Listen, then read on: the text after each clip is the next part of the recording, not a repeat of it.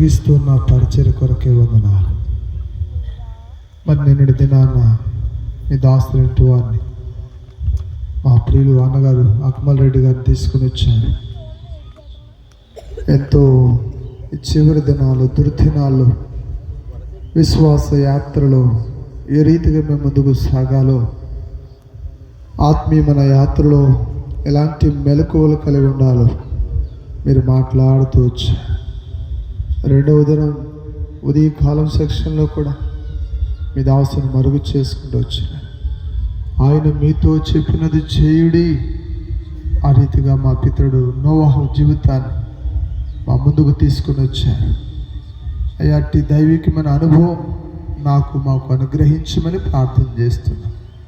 ప్రియులు ఎంతోమంది స్థలానికి చేరి రాగలుగుతూ వచ్చారు. మరి ఎన్నో అద్భుతాలు, ఎంతోమంది భక్తుల యొక్క సాక్ష్యం మా ముందు పంచుతూ వచ్చారు.